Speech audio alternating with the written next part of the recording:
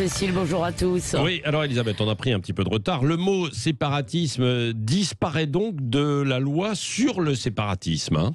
Oui, alors ce n'est pas seulement séparatisme, c'est séparatisme islamiste qui passe Oui. à la trappe. Gérald Darmanin l'a annoncé sur Radio Classique et confirmé à l'Assemblée nationale. Ce sera donc loi pour le renforcement de la laïcité et des principes républicains, des termes assez creux car chacun d'abord peut être d'accord et chacun peut y mettre ce qu'il veut. Même les frères musulmans sont pour la République et la laïcité. Alors la question qui se pose, c'est que l'Élysée a imposé le mot séparatisme avec comme message le déni, c'est fini.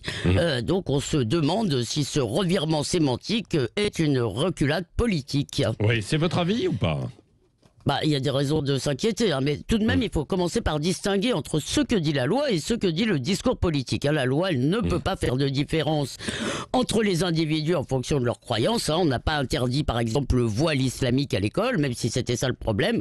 On a interdit les signes religieux. Et aujourd'hui, il s'agit de combattre des agissements visant à soustraire des Français à la culture commune. Par exemple, l'école à domicile, on ne peut pas l'interdire aux seuls musulmans radicaux. Du coup, le couperet tombe sur des gens qui ne posaient aucun problème. C'est le prix de l'égalité devant la loi. C'est une certaine abstraction. Bon, donc est-ce que vous comprenez ce changement de mots, ce changement sémantique, Alors, je comprends que dans le texte, je ne parle pas du discours, les mots islam et islamisme ne figurent pas. Mais pourquoi est-ce qu'on abandonne séparatisme? Alors, la première raison, c'est la peur que ce soit cassé par le Conseil constitutionnel, le Conseil d'État, la Cour européenne des droits de l'homme.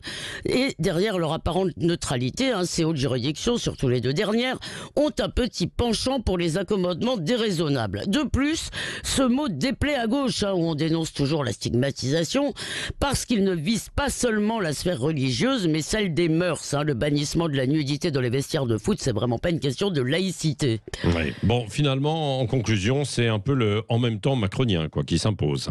Ou alors une sorte de stop and go, comme on le dit pour le Covid. Et le risque, c'est que, comme pour le Covid, on n'y comprenne plus rien. Alors cependant, attendons de voir le texte et attendons de voir quel sera l'emballage politique. Et réjouissons-nous, cher Patrick, de vivre dans ce merveilleux pays où on peut s'empailler pendant des semaines sur le sens d'un mot. Oui, absolument. Merci. On continuera. Tiens, tout à l'heure à 9h-10. Elisabeth Lévy, merci. Le regard libre chaque matin à 8h15. Dans un instant, les centres-villes.